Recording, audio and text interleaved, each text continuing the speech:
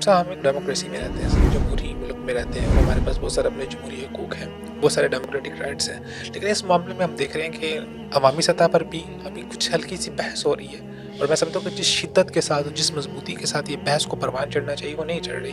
ہمارا میڈیا اس کا جو ہے نا بلیک آؤٹ کیے بیٹھے ہیں، لوگ نہیں بات کر رہے.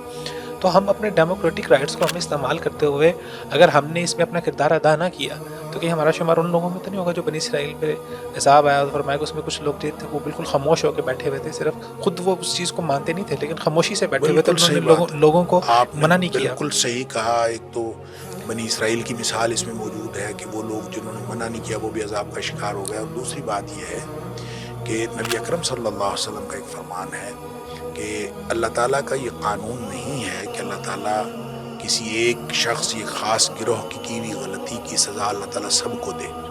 ایسے قانون نہیں ہے. اللہ تعالیٰ یہ ایسا نہیں کرتا.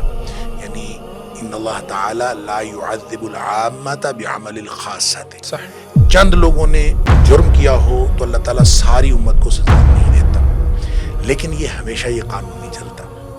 یہ اس قانون کے اندر ایکسیپشن آ جاتی ہے.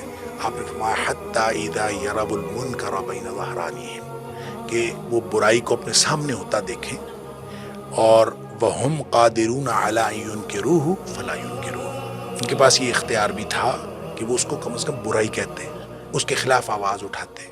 وہم قادرون علی ان ینکروہ، اس کو برا کہنے کے اوپر اختیار تھا، انہوں نے کسی نے آواز ہی نہیں نکالی. گونگے شیطان بن گئے. فلا ینکروہ، کسی نے آواز ہی نہیں اٹھائی، سارے چپ کر گئے. اور دیکھیں آواز کوئی نہیں اٹھ رہی کس طرف سے.